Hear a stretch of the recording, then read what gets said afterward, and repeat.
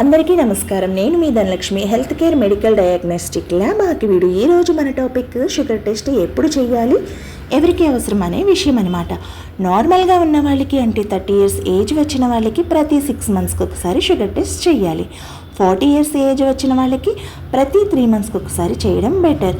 అలాగే మీ ఫ్యామిలీలో already diabetes ఉన్న వాళ్ళు ఉంటే మీ పేరెంట్స్కి కానీ, మీ బ్రదర్స్కి కానీ, అలాగే మీ సిస్టర్స్కి కానీ డయాబెటిక్ ఉంటే అప్పుడు ప్రతి 3 monthsకి ఒక్కసారి కంపల్సరీగా టెస్ట్ చేయించుకోవాలి. అలాగే కొంతమందికి సిమ్టమ్స్ కనబడతాయి. ఎక్కువగా ఆకలి వేయడం, ఎక్కువ దాహం వేయడం, ఎక్కువ నీరసంగా ఉండడం, ఏ పని చేసినా టైర్డ్ ఫీల్ అవ్వడం, కొంచెం విజన్ అంటే కళ్ళు మసకబారడం, ఈ లక్షణాలు వచ్చినప్పుడు ఇమీడియట్గా షుగర్ టెస్ట్ చేయాలి.